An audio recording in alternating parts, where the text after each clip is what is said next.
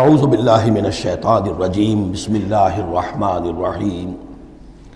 ام یقولون افترى علی اللہ کذبا، کیا ان کا یہ خیال ہے کہ یہ قرآن محمد نے خود گھڑ کر صلی اللہ علیہ وسلم اللہ تعالیٰ کی طرف منسوب کر دیا ہے؟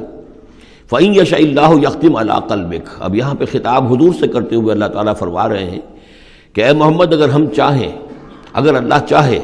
تو آپ کے قلب کے اوپر مہر کر دے، یعنی پھر یہ کہ یہ جو آپ کے پاس وحی آ رہی ہے وہ وحی نہیں آ سکے گی،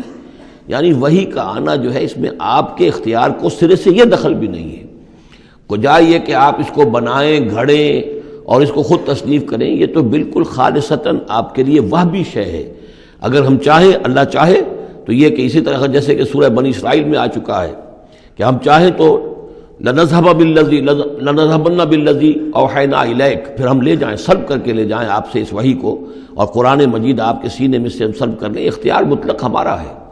ان کو بتایا جا رہا ہے کہ اس میں محمد الرسول اللہ صلی اللہ علیہ وسلم کا شخصی طور پر کوئی دخل نہیں۔ وَيَمْحُ اللَّهُ الْبَاطِلَ وَيُحِقُّ الْحَقَّ بِكَلِمَاتِهِ، اور اللہ تعالیٰ باطل کو تو محو کر دیتا ہے، مٹا دیتا ہے، اور حق کا حق ہونا اپنی باتوں سے، اپنے کلمات سے ثابت فرما دیتا ہے۔ بس اس میں وقت لگتا ہے، لیکن یہ کہ بالآخر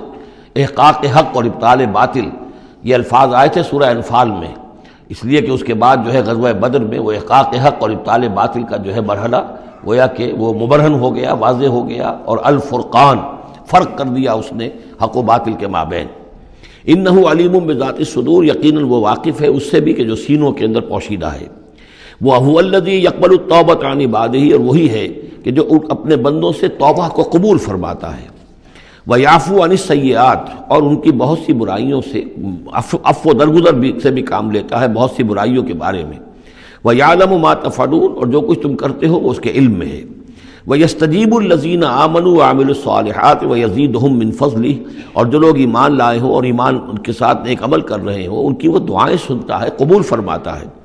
اور انہیں اپنے فضل سے اور دیتا ہے، مزید ان کے اندر، ان کے ایمان اور اعمال کے اندر ترقی فرماتا ہے۔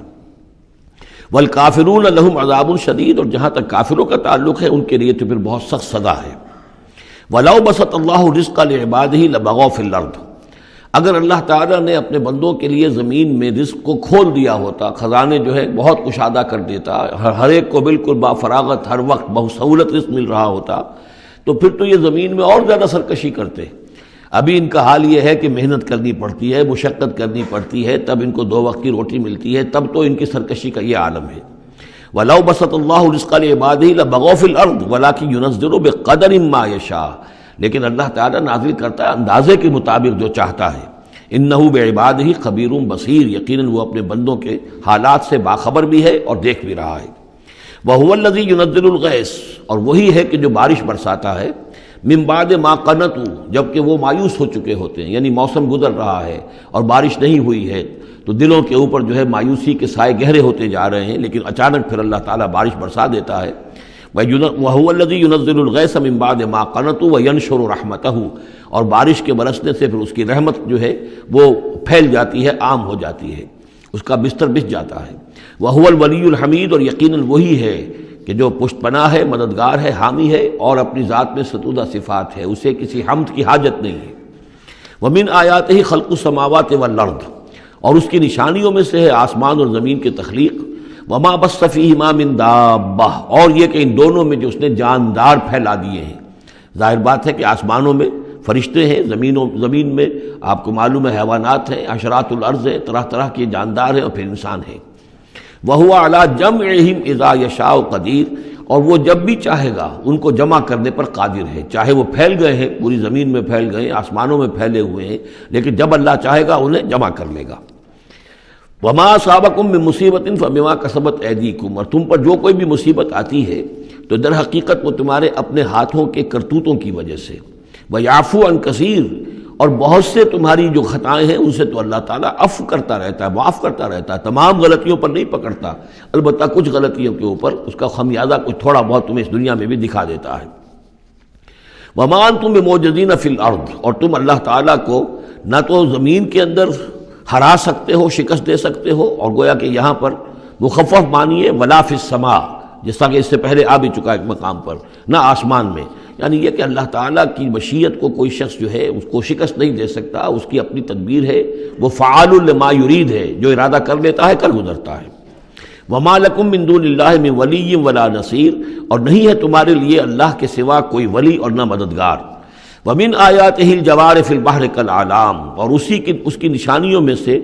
وہ جہاز بھی ہیں جو چلتے ہیں دریاؤں میں اور سمندر میں، اور ایسے ہیں جیسے پہاڑ ایسے جہاز، بڑے بڑے جہاز۔ ان یشاء یسکن الریح، اگر اللہ چاہے تو وہ ہوا کو کھڑا کر دے، ہوا کو ساکن کر دے، اس لیے کہ ظاہر بات ہے یہ بادبانی جہاز ہوتے تھے جو چلتے تھے اور ہوا ہی انہیں لے کر چلتی تھی۔ ان یشاء یسکن الریح، اگر اللہ چاہے تو وہ ہوا جو ہے ساکن ہو جائے، فیظللن رواکد علی ظہرہ، تو پھر وہ کھڑے کے کھڑے رہ جائیں گے سمندر کی پیٹھ پر، یعنی سمندر کے جو ہے پانی کی سطح پر وہ کھڑے رہ جائیں گے۔ ان فی ذلک لآیات لکل صبار شکور، یقیناً اس میں نشانیاں ہیں ان سب لوگوں کے لیے جو صبر کرنے والے ہوں اور جو شکر کرنے والے ہوں۔ او یوبقہن بما کسبوا، یا پھر اللہ تعالیٰ ان کو غرق کر دے، تباہ کر دے ان جہازوں کو ان کے گناہوں کی پاداش میں۔ وَيَعْفُو عَنْ كَثِيرٍ، لیکن اللہ تعالیٰ بہت سی گناہوں سے اور بہت سی خطاؤں اور تقصیرات سے تو درگزر فرماتا رہتا ہے۔ وَيَعْلَمَ الَّذِينَ يُجَادِلُونَ فِي آيَاتِنَا مَا لَهُم مِّن مَّحِيصٍ، اور تاکہ انسان جان لے کہ جو ہماری آیات میں جو جھگڑا کر رہے ہیں، کٹ حجتیاں کر رہے ہیں، کہ ان کے لیے بھاگنے کی کوئی جگہ نہیں ہے۔ یہ مضامین جو آئے ہیں سورہ مبارکہ میں، وہ جو عام مکی صورتوں کے مضامین ہیں، وہی رد و قضا، وہی ان کے ساتھ گفتگو مشرکین کے ساتھ، کفار کے ساتھ۔